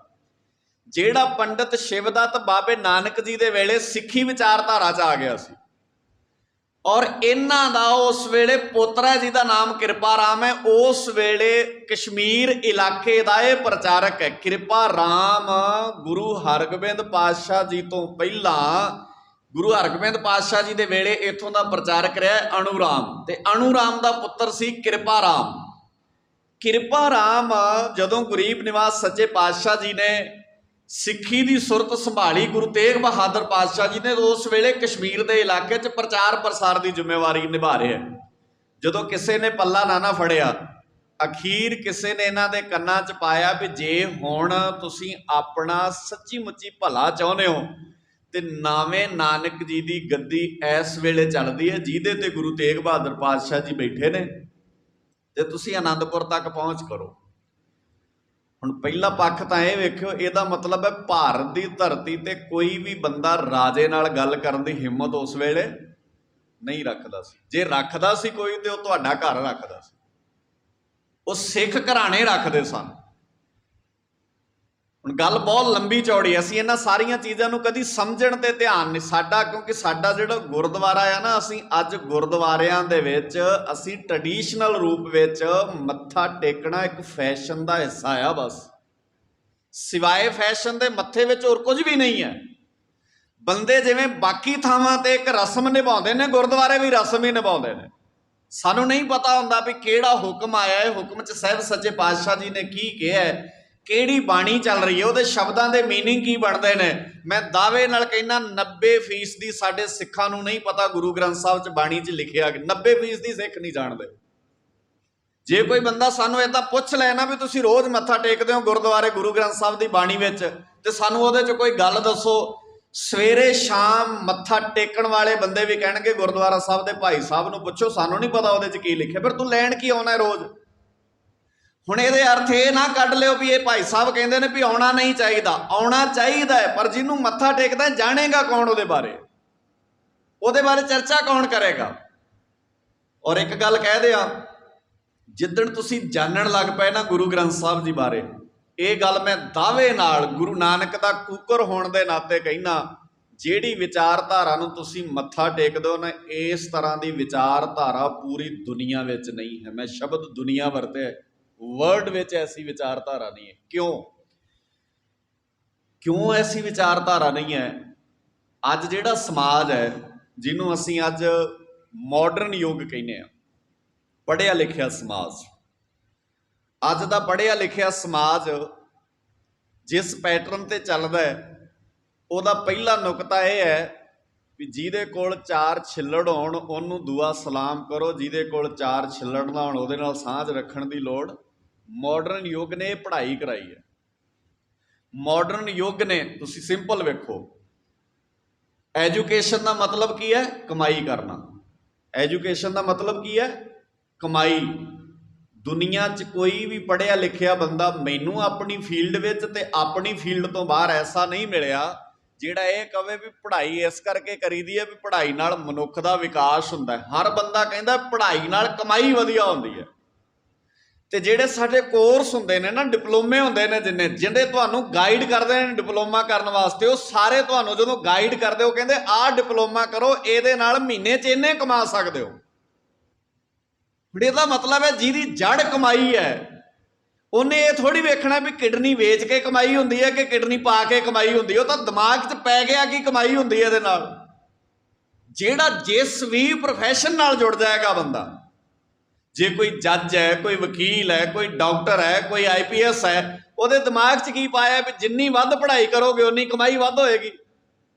ਅਗਲਾ ਫਿਰ ਕਹਿੰਦਾ ਠੀਕ ਹੈ ਮੈਂ ਤਾਂ ਕਮਾਈ ਵਾਸਤੇ ਹੀ ਪੜ੍ਹਾਈ ਕੀਤੀ ਹੈ। ਜਿਹੜਾ ਮਾਡਰਨ ਯੁੱਗ ਹੈ ਉਹ ਕਮਾਈ ਦਾ ਸਾਧਨ ਪੜ੍ਹਾਈ ਦੱਸਦਾ। ਗੁਰੂ ਨਾਨਕ ਸਾਹਿਬ ਪਾਤਸ਼ਾਹ ਜੀ ਕਹਿੰਦੇ ਨੇ ਪੜ੍ਹਾਈ ਦਾ ਮਤਲਬ ਹੈ ਪਰਉਪਕਾਰੀ ਜੀਵਨ ਹੋਣਾ। ਬੜੇ ਤਾਲਮੇਲ ਹੀ ਨਹੀਂ ਬਣੇਗਾ ਕਦੇ ਵੀ। ਤੁਹਾਨੂੰ ਯਾਦ ਹੈ ਵਿਦਿਆ ਵਿਚਾਰੀ ਤਾਂ ਇੱਥੇ ਰੁਕਣਾ ਹੈ। ਵਿਦਿਆ ਵਿਚਾਰੀ ਤਾਂ, ਵਿਦਿਆ ਦਾ ਵਿਚਾਰਵਾਨ ਹੀ ਤੂੰ ਤਾਂ ਹੈ।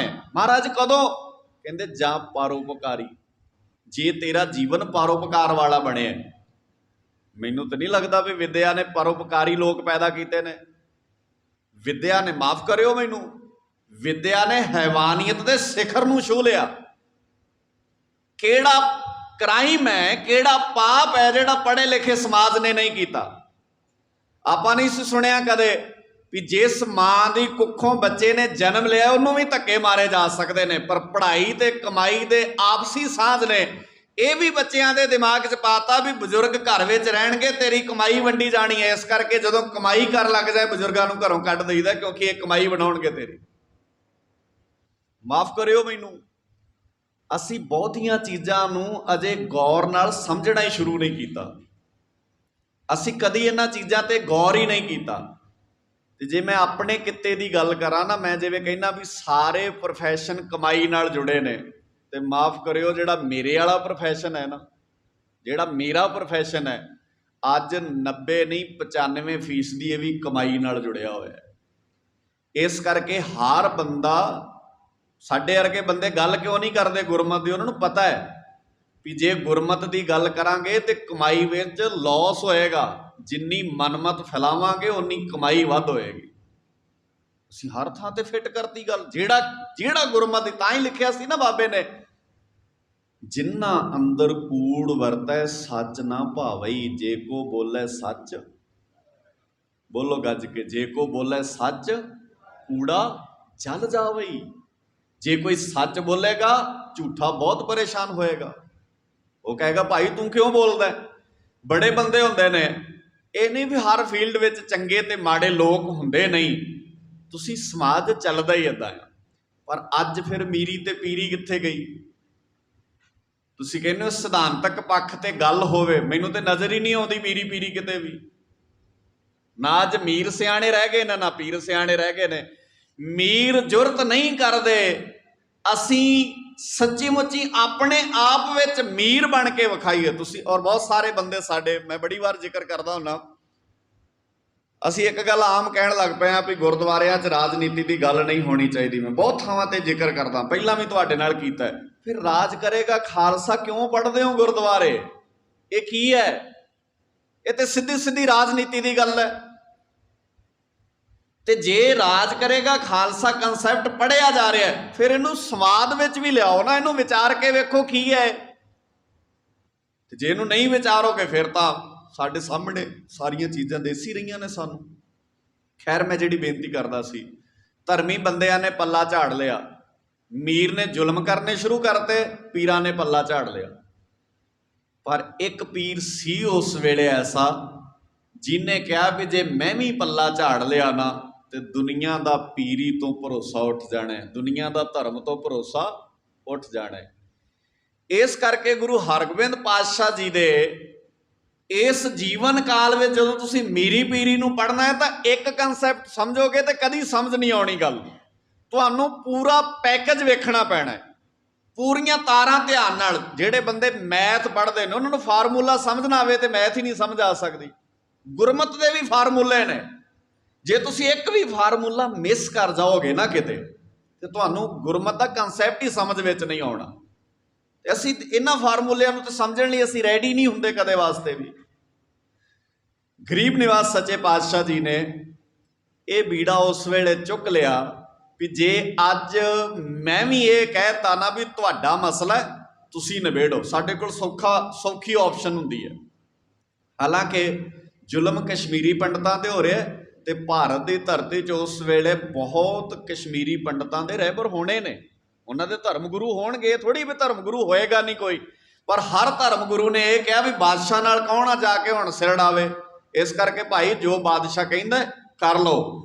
ਪਰ ਜਦੋਂ ਵੇਲਾ ਆਇਆ ਗੁਰੂ ਤੇਗ ਬਹਾਦਰ ਪਾਤਸ਼ਾਹ ਜੀ ਦਾ, ਗੁਰੂ ਤੇਗ ਬਹਾਦਰ ਪਾਤਸ਼ਾਹ ਤੱਕ ਗੱਲ ਪਹੁੰਚੀ ਤੇ ਮਹਾਰਾਜ ਸੱਚੇ ਪਾਤਸ਼ਾਹ ਨੇ ਕਿਹਾ ਜਾਓ ਜਾ ਕੇ ਔਰੰਗਜ਼ੇਬ ਦੇ ਕੰਨਾਂ 'ਚ ਖਬਰ ਪਾ ਦਿਓ, ਇੰਨਾ ਕਹਿ ਦਿਓ ਵੀ ਜੇ ਗੁਰੂ ਤੇਗ ਬਹਾਦਰ ਪਾਤਸ਼ਾਹ ਜੀ ਸਹਿਮਤ ਹੋ ਜਾਣ ਤੇ ਅਸੀਂ ਸਾਰੇ ਹੀ ਸਹਿਮਤ ਹੋ ਜਾਣ। ਹੁਣ ਨਿੱਕੀ ਜਿਹੀ ਗੱਲ ਹੈ, ਕਿਤੇ ਤੁਸੀਂ ਅੰਦਾਜ਼ਾ ਲਾਓ ਕਿਸੇ ਦੂਜੇ ਦੀ ਗੱਲ ਹੋਵੇ, ਕਿਸੇ ਤੀਜੀ ਸਟੇਟ ਦਾ ਮਸਲਾ ਹੋਵੇ ਤੇ ਗੁਰੂ ਸਾਹਿਬ ਕਹਿਣ ਵੀ ਜਾਓ ਬਾਦਸ਼ਾਹ ਨੂੰ ਕਹਿ ਦਿਓ ਵੀ ਮੇਰੇ ਨਾਲ ਗੱਲ ਕਰ ਲੈ।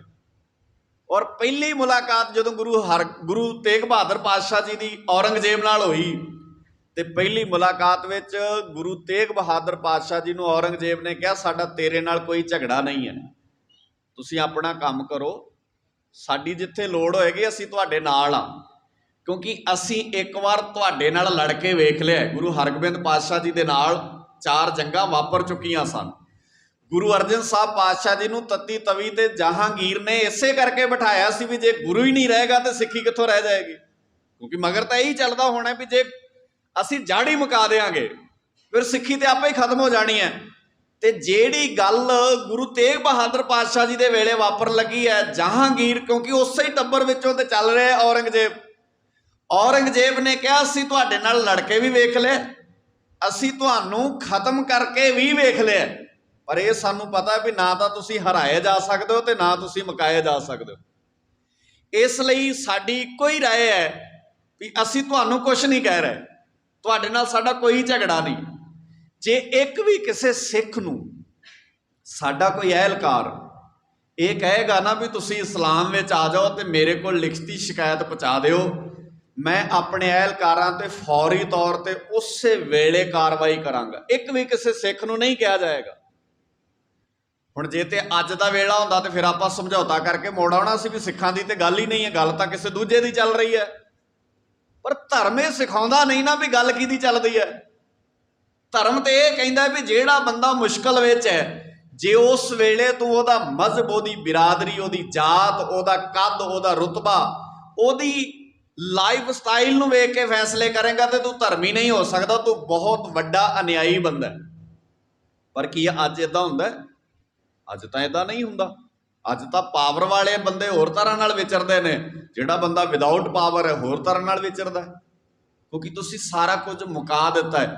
ਔਰ ਪੂਰਾ ਸੰਸਾਰ ਇਸ ਬਿਮਾਰੀ ਦੀ ਜਕੜ ਵਿੱਚ ਹੈ। ਅੱਜ ਪੂਰਾ ਸੰਸਾਰ ਇਸ ਬਿਮਾਰੀ ਦੀ ਜਕੜ 'ਚ ਹੈ ਤੇ ਇਸ ਬਿਮਾਰੀ ਦੀ ਦਵਾਈ ਪਤਾ ਕਿਹਦੇ ਕੋਲ ਹੈ? ਸਿਰਫ ਤੇ ਸਿਰਫ ਸਿੱਖਾਂ ਕੋਲ। ਸਾਰਾ ਸੰਸਾਰ ਅੱਜ ਹਰ ਤਾਕਤਵਰ ਬੰਦਾ ਆਪਣੇ ਤੋਂ ਹੇਠਲੇ ਨੂੰ ਮੁਕਾ ਦੇਣਾ ਚਾਹੁੰਦਾ, ਭਾਵੇਂ ਮੁਲਕ ਹੋਣ, ਭਾਵੇਂ ਆਮ ਲੋਕ ਹੋਣ, ਭਾਵੇਂ ਜੀਵ ਜੰਤ ਹੋਣ ਤੇ ਭਾਵੇਂ ਪਸ਼ੂ ਪੰਛੀ ਹੋਣ। ਤਾਕਤਵਰ ਬੰਦਾ ਆਪਣੇ ਤੋਂ ਹੇਠਲੇ ਨੂੰ ਖਾ ਜਾਣਾ ਚਾਹੁੰਦਾ। ਮੁਲਕਾਂ ਦਾ ਜ਼ੋਰ ਲੱਗਾ। ਮੁਲਕ ਕਿਉਂ ਲੜਦੇ ਨੇ ਇੱਕ ਦੂਜੇ ਮੁਲਕਾਂ ਦੇ ਨਾਲ? ਵੀ ਕੀ ਰੌਲਾ ਹੈ?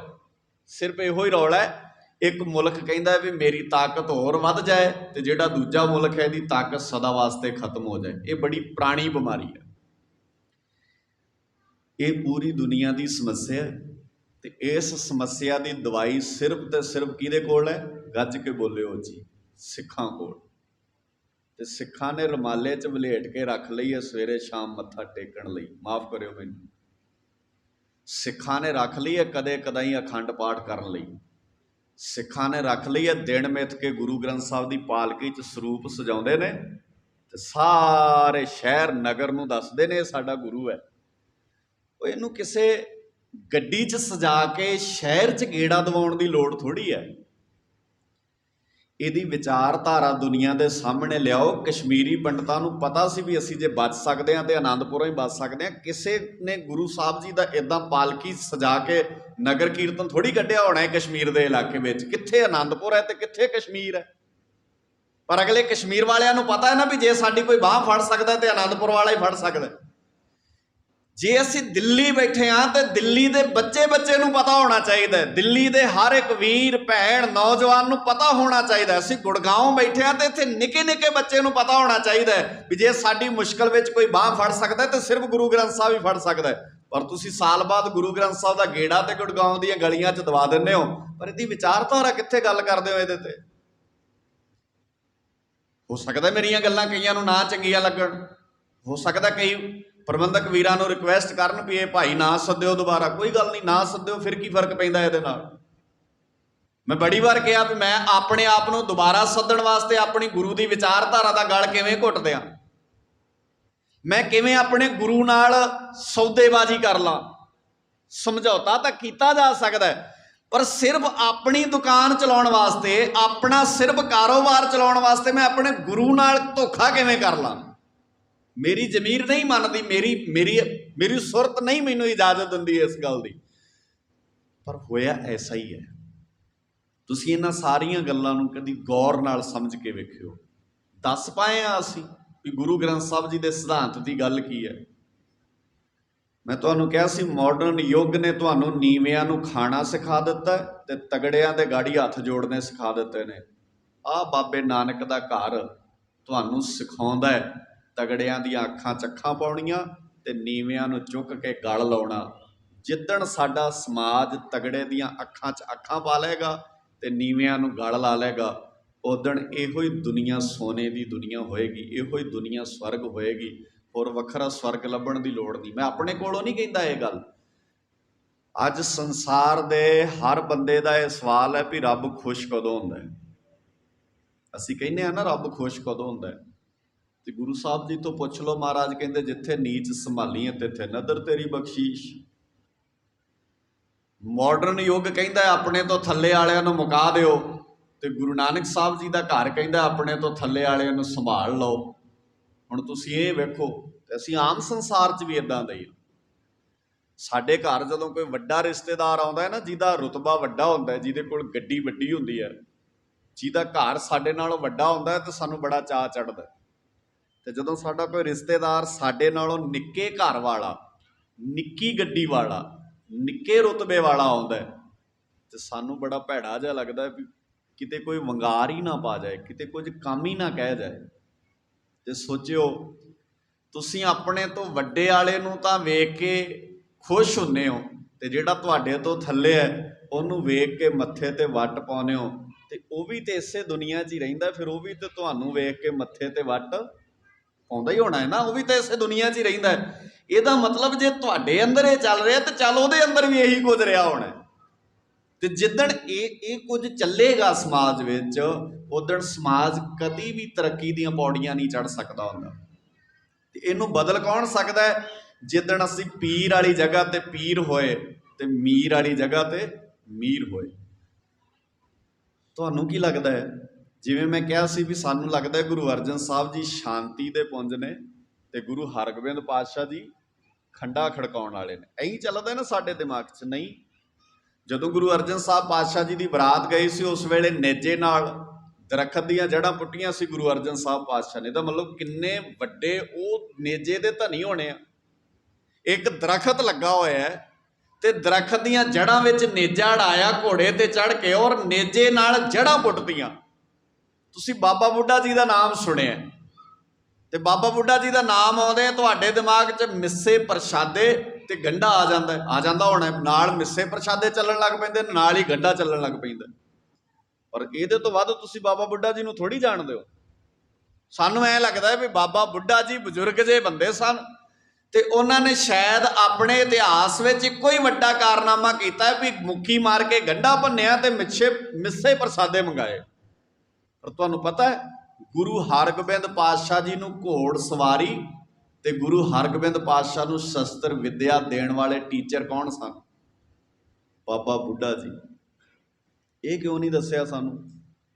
ਇਹਦੇ ਤੇ ਚਰਚਾ ਕਿਉਂ ਨਹੀਂ ਹੋਈ ਭਲਾ?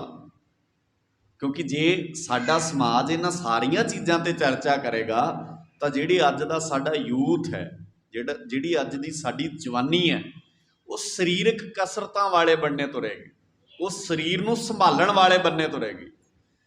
ਅੱਜ ਅਸੀਂ ਬਹੁਤ ਤਰ੍ਹਾਂ ਦੀਆਂ ਸਮੱਸਿਆਵਾਂ 'ਚ ਹੌਲੀ ਹੌਲੀ ਘਿਰਦੇ ਜਾ ਰਹੇ ਹਾਂ, ਕਿਉਂਕਿ ਸਾਨੂੰ ਇਹਨਾਂ ਸਾਰੀਆਂ ਚੀਜ਼ਾਂ ਨੂੰ ਸਮਝਣਾ ਨਹੀਂ ਆਉਂਦਾ।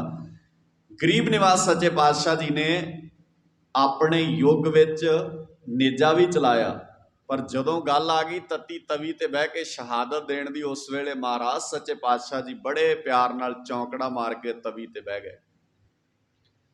ਜੇ ਗੁਰੂ ਅਰਜਨ ਸਾਹਿਬ ਪਾਤਸ਼ਾਹ ਜੀ ਚਾਹੁੰਦੇ ਤੇ ਕੀ ਗੁਰੂ ਅਰਜਨ ਸਾਹਿਬ ਪਾਤਸ਼ਾਹ ਜੀ ਜੰਗ ਲੜ ਨਹੀਂ ਸੀ ਸਕਦੇ? ਲੜ ਸਕਦੇ ਸੀ, ਪਰ ਨਜ਼ਾਕਤ ਵੇਖਣੀ ਹੁੰਦੀ ਹੈ ਸਮੇਂ ਦੀ। ਜਿੰਨਾ ਕੰਮ ਗੁਰੂ ਅਰਜਨ ਸਾਹਿਬ ਪਾਤਸ਼ਾਹ ਜੀ ਨੇ ਤਤੀ ਤਵੀ ਤੇ ਬਹਿ ਕੇ ਕੀਤਾ ਹੈ, ਸ਼ਾਇਦ ਜੰਗ ਲੜ ਕੇ ਨਾ ਹੁੰਦਾ। ਇਸ ਕਰਕੇ ਹਰ ਵੇਲੇ ਹਰ ਸਮੇਂ ਦੀ ਆਪਣੀ ਇੱਕ ਸੀਮਾ ਹੁੰਦੀ ਹੈ, ਔਰ ਉਹਨੂੰ ਉਸੇ ਢੰਗ ਨਾਲ ਹੀ ਚੱਲਣਾ ਹੁੰਦਾ ਹੈ। ਔਰ ਇਹਨਾਂ ਚੀਜ਼ਾਂ ਨੂੰ ਅਸੀਂ ਆਪਣੇ ਘਰ 'ਚ ਵੀ ਸਿੱਖਣਾ ਚਾਹੀਦਾ। ਸਾਨੂੰ ਸਾਰਿਆਂ ਨੂੰ ਗੁੱਸਾ ਬਹੁਤ ਆਉਂਦਾ, ਤੇ ਫਿਰ ਪਤਾ ਆਪਾਂ ਕੀ ਕਹਿੰਦੇ ਆ, ਪੰਜਾਬੀਆਂ ਨੂੰ ਫਿਰ ਗੁੱਸਾ ਆਉਂਦਾ ਹੀ ਹੁੰਦਾ। ਅੱਛਾ, ਗੁਰੂ ਅਰਜਨ ਸਾਹਿਬ ਜੀ ਨੂੰ ਤਾਂ ਨਹੀਂ ਆਉਂਦਾ, ਉਹ ਪੰਜਾਬੀ ਨਹੀਂ ਸਨ।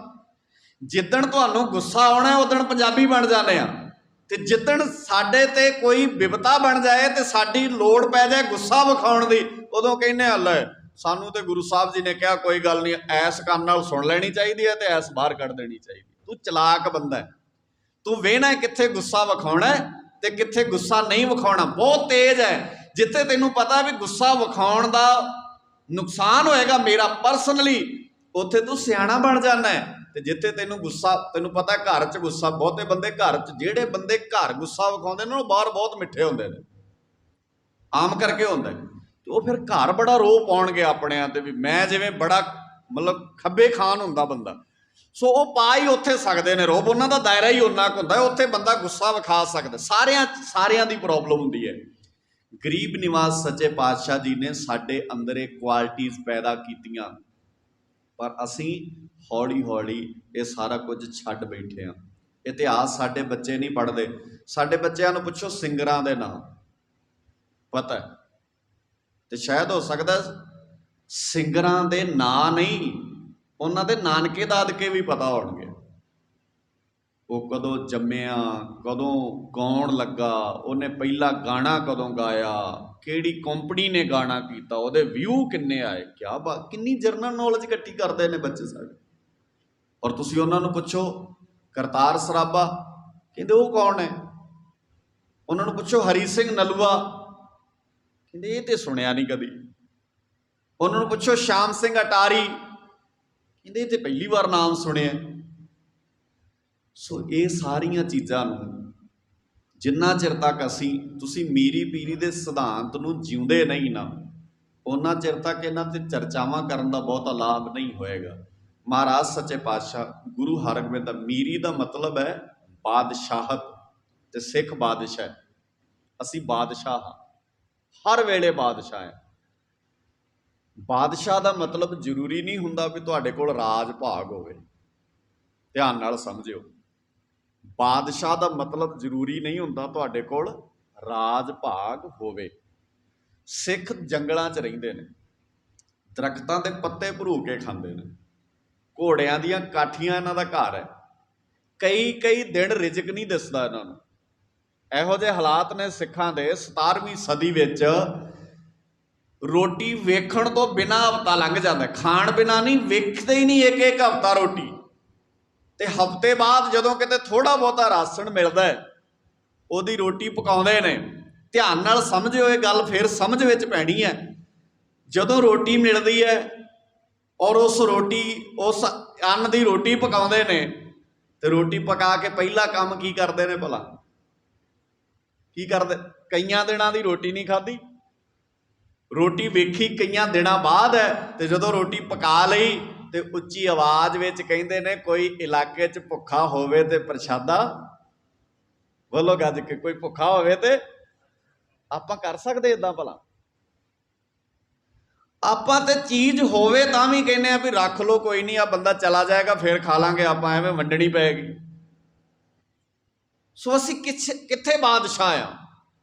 ਸਾਡੇ 'ਚ ਕਿੱਥੇ ਹੈ ਕੁਆਲਿਟੀ? ਉਹ ਅਸੀਂ ਤੇ ਦੂਜੇ ਦਾ ਗਲ ਘੁੱਟਣ ਵਿੱਚ ਮਹਾਰਤ ਹਾਸਲ ਕਰ ਬੈਠੇ ਆ।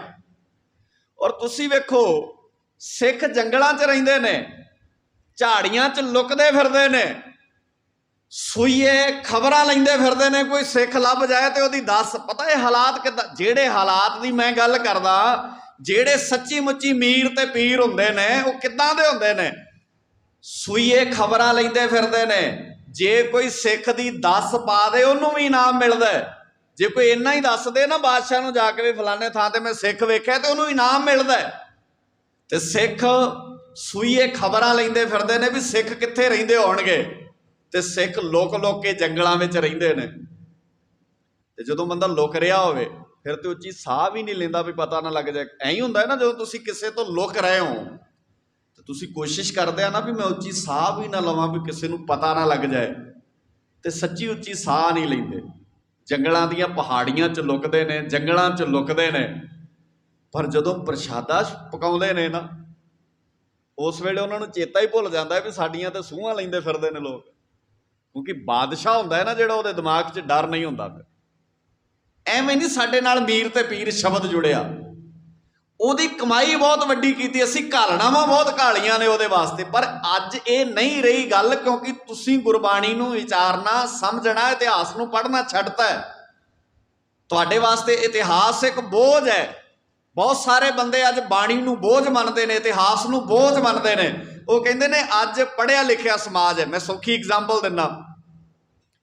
ਵਿਆਹਾਂ ਸ਼ਾਦੀਆਂ 'ਚ ਅਕਸਰ ਅੱਜ ਲੋਕ ਗੁਰਦੁਆਰੇ ਘੱਟ ਟਾਈਮ ਦਿੰਦੇ ਨੇ। ਅੱਜ ਟਾਈਮ ਨਹੀਂ ਨਾ ਦਿੰਦੇ ਆਪਾਂ ਗੁਰਦੁਆਰੇ ਵਿਆਹ ਸ਼ਾਦੀ 'ਚ।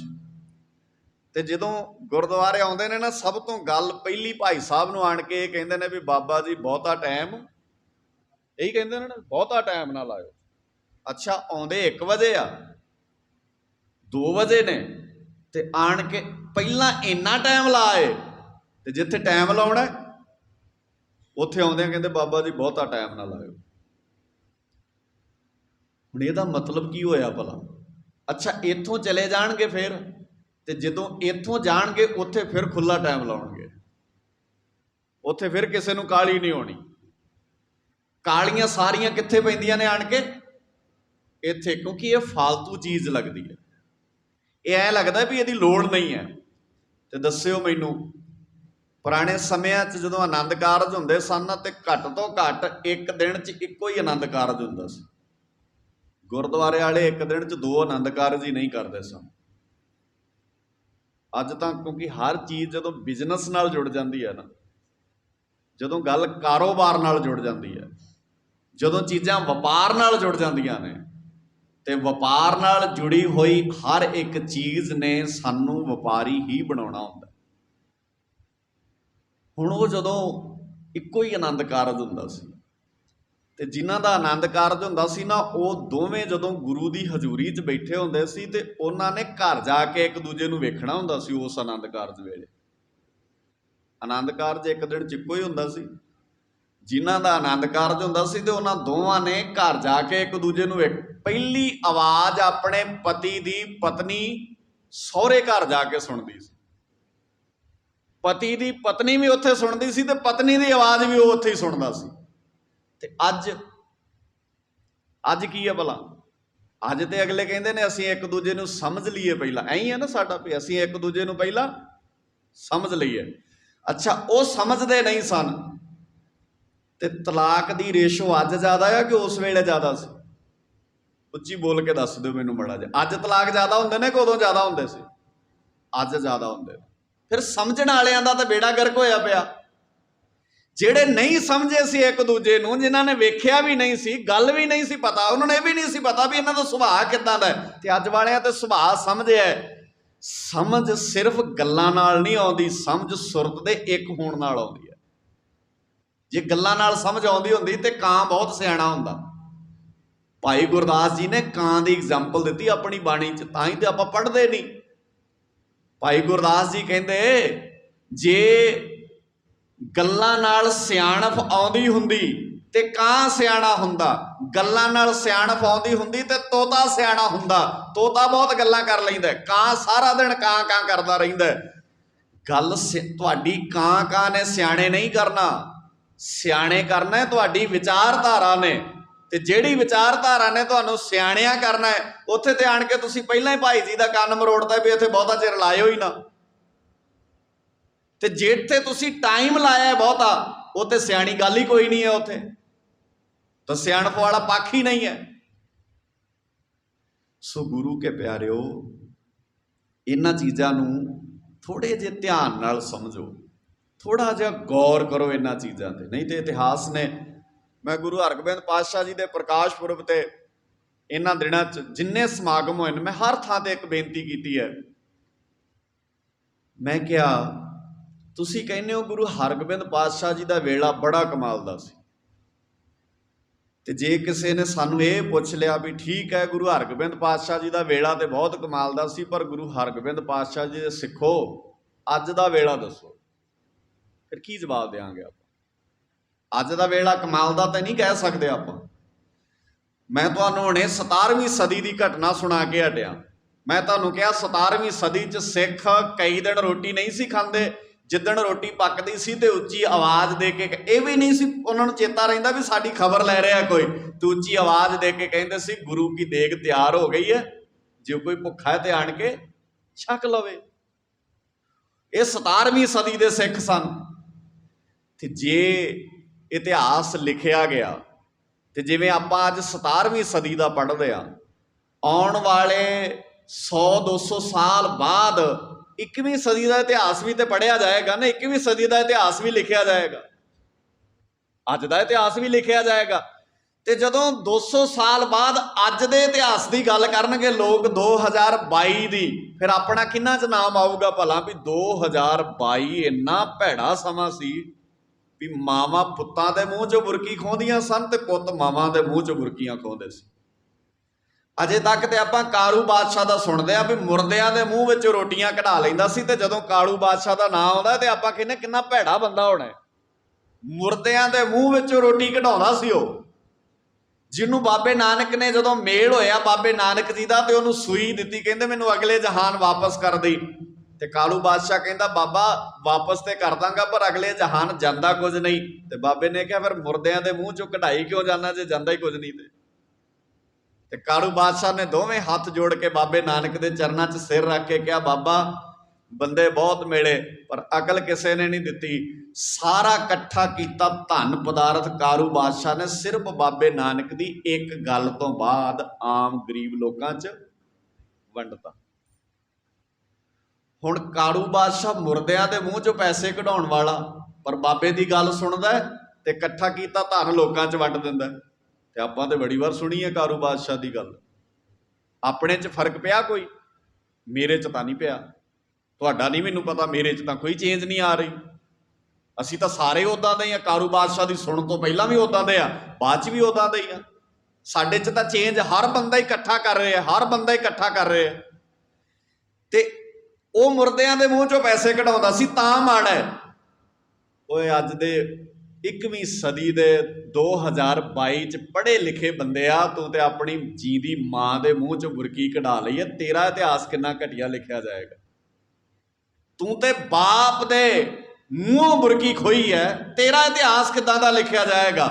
ਬਿਰਧ ਆਸ਼ਰਮ ਤੀਰਥਾਂ ਤੇ ਜਾਂਦੇ ਹੋ, ਆਪਣੇ ਬੱਚਿਆਂ ਨੂੰ ਲੈ ਕੇ ਕਦੀ ਬਿਰਧ ਆਸ਼ਰਮ ਜਾਇਆ ਕਰੋ, ਜਾ ਕੇ ਬਿਰਧ ਆਸ਼ਰਮਾਂ 'ਚ ਉਹਨਾਂ ਬਜ਼ੁਰਗਾਂ ਨਾਲ ਗੱਲ ਕਰਾਇਆ ਕਰੋ ਆਪਣੇ ਬੱਚਿਆਂ ਦੀ, ਤੇ ਦੱਸਣਗੇ ਉਹ ਬਜ਼ੁਰਗ ਅਸੀਂ ਆਪਣੇ ਪੁੱਤ ਨੂੰ ਡਾਕਟਰ ਬਣਾਇਆ, ਅਸੀਂ ਇੱਕ ਰੋਟੀ ਖਾਂਦੇ ਸੀ, ਇੱਕ ਵੇਲੇ ਰੋਟੀ ਨਹੀਂ ਸੀ ਖਾਂਦੇ ਕਿਉਂਕਿ ਪੁੱਤ ਦੀ ਫੀਸ ਤਾਰਨੀ ਔਖੀ ਸੀ। ਪਰ ਜਿੱਦਣ ਪੁੱਤ 80,000 ਲੈਣ ਲੱਗ ਪਿਆ, ਪੁੱਤਰ ਨੂੰ ਸਾਡੀ ਰੋਟੀ ਵੀ ਦੁਖਣ ਲੱਗ ਪਈ। ਜਿੱਦਣ ਸਾਡਾ ਪੁੱਤ ਨੇ ਵਧੀਆ ਘਰ ਬਣਾ ਲਿਆ, ਉਦਣ ਮੇਰੇ ਵਾਸਤੇ ਆਹ ਘਰ ਹੈ। ਮੈਂ ਕੱਚੇ ਜਿਹੇ ਘਰ ਵਿੱਚ ਆਪਣੇ ਪੁੱਤਰ ਨੂੰ ਸੰਭਾਲਿਆ। ਮਾਵਾਂ ਮਿਲਣਗੀਆਂ ਤੁਹਾਨੂੰ ਬਿਰਧ ਆਸ਼ਰਮਾਂ ਦੇ ਵਿੱਚ, ਹੌਕਾ ਨਿਕਲਦਾ ਹੈ ਉੱਥੇ ਜਾ ਕੇ ਆਹ ਸਮਾਜ ਤੁਰ ਕਿਧਰ ਨੂੰ ਪਿਆ, ਤੇ ਕਹਿਣ ਦੀ ਹਿੰਮਤ ਕਿਸੇ ਵਿੱਚ ਨਹੀਂ, ਕਿਉਂਕਿ ਅੱਜ ਅਸੀਂ ਨਾ ਮੀਰ ਰਹੇ ਹਾਂ ਤੇ ਨਾ ਅਸੀਂ ਪੀਰ ਰਹੇ। ਮਾਫ ਕਰਿਓ ਮੈਨੂੰ, ਵੇਖਣ ਨੂੰ ਅਸੀਂ ਸਿੱਖ ਲੱਗਦੇ ਆ, ਹੈਗੇ ਨਹੀਂ ਅਸੀਂ ਸਿੱਖ। ਅਸੀਂ ਸਿਰਫ ਜਿਵੇਂ ਹਰ ਚੀਜ਼ ਅੱਜ ਨਕਲੀ ਨਹੀਂ ਮਿਲਦੀ, ਨਕਲੀ ਚੀਜ਼ਾਂ ਮਿਲਦੀਆਂ ਨੇ। ਅੱਜ ਹਰ ਪ੍ਰੋਡਕਟ ਵਿੱਚ ਸਾਨੂੰ ਇਹ ਹੁੰਦਾ, ਆਪਾਂ ਕਹਿੰਦੇ ਓਰੀਜਨਲ ਹੋਏਗਾ ਇਹ, ਤੇ ਅੱਜ ਤੇ ਸਿੱਖ ਵੇਖ ਕੇ ਵੀ ਐਂ ਲੱਗਦਾ ਵੀ ਇਹ ਓਰੀਜਨਲ ਹੋਏਗਾ ਕਿ ਨਕਲੀ ਹੈ। ਤੇ ਮਾਫ ਕਰਿਓ ਮੈਨੂੰ, 90% ਅੱਜ ਸਿੱਖ ਨਕਲੀ ਨੇ, 90% ਸਿੱਖ ਨਕਲੀ ਹੈ। ਤੇ ਜਿਹੜਾ ਬੰਦਾ ਜਿੰਨਾ ਵੱਧ ਦਾਅਵਾ ਕਰਦਾ ਵੀ ਮੈਂ ਬਹੁਤ ਵਧੀਆ ਸਿੱਖ ਹਾਂ, ਹਾਲਾਂਕਿ ਮੇਰੇ ਵਾਸਤੇ ਇਹ ਗੱਲ ਕਰਨੀ ਕਿੰਨੀ ਔਖੀ ਹੈ, ਕਿਉਂਕਿ ਮੈਂ ਤਾਂ ਸਿੱਖ ਦੀ ਮਹਿਮਾ ਗਾਉਣ ਵਾਸਤੇ ਗੁਰੂ ਦੀ ਗੋਦ ਵਿੱਚ ਬੈਠਾ, ਪਰ ਕਰਾਂ ਕੀ ਜਦੋਂ ਅੱਖਾਂ ਦੇ ਸਾਹਮਣੇ ਦਿਸ ਸਾਰਾ ਕੁਝ ਐਸਾ ਰਿਹਾ, ਪਸ ਸਾਰਾ ਕੁਝ ਐਸਾ ਰਿਹਾ, ਪਰ ਅਸੀਂ ਸਾਰਾ ਇਹ ਪਸਾਰ ਦਿੱਤਾ ਹੈ। ਮਹਾਰਾਜ ਸੱਚੇ ਪਾਤਸ਼ਾਹ ਜੀ ਸਾਨੂੰ ਕਿਤੇ ਮੀਰ ਬਣਾ ਦੇਣ, ਸਾਨੂੰ ਕਿਤੇ ਪੀਰ ਬਣਾ ਦੇਣ, ਅਸੀਂ ਸੱਚ ਨੂੰ ਸੱਚ, ਝੂਠ ਨੂੰ ਝੂਠ ਕਹਿਣ ਜੋਗੇ ਹੋ ਜਾਈਏ, ਅਸੀਂ ਸਹੀ ਨੂੰ ਸਹੀ ਤੇ ਗਲਤ ਨੂੰ ਗਲਤ ਕਹਿਣ ਜੋਗੇ ਹੋ ਜਾਈਏ। ਸਾਡੇ ਵਾਸਤੇ ਆਪਣਾ ਸਹੀ ਹੈ ਤੇ ਦੂਜਾ ਗਲਤ ਹੈ, ਭਾਵੇਂ ਸੋਨੇ ਦਾ ਹੀ ਕਿਉਂ ਨਾ ਹੋਵੇ, ਤੇ ਆਪਣਾ ਭਾਵੇਂ ਸ਼ਰੇਆਮ ਹੀ ਗਲਤ ਹੋਵੇ, ਪਰ ਆਪਣਾ ਆ, ਇਸ ਕਰਕੇ ਠੀਕ ਹੈ। ਅਸੀਂ ਨਿੱਕੀਆਂ ਨਿੱਕੀਆਂ ਚੀਜ਼ਾਂ ਨੂੰ ਸਮਝਣ ਵਿੱਚ ਫਿਰ ਮੀਰ ਤੇ ਪੀਰ ਦੀਆਂ ਗੱਲਾਂ ਕਿੱਥੋਂ ਸਮਝ ਆਉਣਗੀਆਂ, ਤੁਸੀਂ ਸਮਝ ਹੀ ਨਹੀਂ ਸਕਦੇ ਕਦੇ ਵਾਸਤੇ। ਜਦੋਂ ਤੁਸੀਂ ਇਸ ਗੱਲ ਨੂੰ ਧਿਆਨ ਨਾਲ ਸਮਝਣਾ ਹੈ, ਜਿਹੜੀ ਮੈਂ ਬੇਨਤੀ ਆਪ ਜੀ ਦੇ ਚਰਨਾਂ 'ਚ ਕੀਤੀ ਸੀ, ਗੁਰੂ ਸਾਹਿਬ ਜੀ ਨੇ ਕਿਹਾ, ਜੇ 100 ਚੰਦਾ ਉਗਵੈ ਸੂਰਜ ਚੜ੍ਹੇ 1000, ਏਤੇ ਚਾਨਣ ਹੁੰਦਿਆਂ ਗੁਰ ਬਿਨ। ਜੇ ਗੁਰੂ ਨਹੀਂ ਤੇ ਹਨੇਰਾ ਹੈ, ਕਿਹੜਾ ਹਨੇਰਾ? ਆਹ ਰੋਸ਼ਨੀ ਦੀ ਗੱਲ ਥੋੜ੍ਹੀ ਚੱਲ ਰਹੀ ਹੈ। ਆਹ ਰੋਸ਼ਨੀ ਨਾ ਵੀ ਹੋਵੇ ਅਸੀਂ ਤਾਂ ਵੀ ਸਿਆਣੇ ਹੋ ਸਕਦੇ ਹਾਂ, ਪਰ ਜੇ ਅਸੀਂ ਸਿਆਣੇ ਨਾ ਹੋਈਏ, ਇਹਨਾਂ ਰੋਸ਼ਨੀਆਂ ਵਿੱਚ ਵੀ ਜ਼ੁਲਮ ਹੁੰਦੇ ਨੇ, ਪਾਪ ਹੁੰਦਾ ਹੈ, ਬੁਰਾਈਆਂ ਸਾਡੇ ਸਮਾਜ ਵਿੱਚ ਉੱਦਾਂ ਦੀਆਂ ਉੱਦਾਂ ਹੀ ਨੇ, ਕਿਉਂਕਿ ਅਸੀਂ ਗੁਰੂ ਬਾਬੇ ਦੀ ਉਸ ਅਸਲੀ ਵਿਚਾਰਧਾਰਾ ਤੋਂ ਮੁੱਖ ਮੋੜ ਲਿਆ, ਤੇ ਇਤਿਹਾਸ ਨੇ ਕਦੇ ਮਾਫ ਨਹੀਂ ਕਰਨਾ। ਜੰਗਲ 'ਚ ਲੱਗੀ ਸੀ ਅੱਗ, ਜੰਗਲ ਸੜ ਰਿਹਾ ਸੀ, ਤੇ ਛੋਟੀ ਜਿਹੀ ਇੱਕ ਚਿੜੀ ਨਾ ਦੂਰ ਜਾ ਕੇ ਦਰਿਆ 'ਚ ਚੁੰਝ ਵਿੱਚ ਪਾਣੀ ਭਰਦੀ ਹੈ ਤੇ ਆਣ ਕੇ ਜੰਗਲ ਤੇ ਪਾ ਦਿੰਦੀ ਹੈ, ਫਿਰ ਜਾਂਦੀ ਹੈ ਦਰਿਆ 'ਚੋਂ ਚੁੰਝ ਭਰਦੀ ਹੈ, ਫਿਰ ਜੰਗਲ ਤੇ ਆਣ ਕੇ ਪਾ ਦਿੰਦੀ ਹੈ।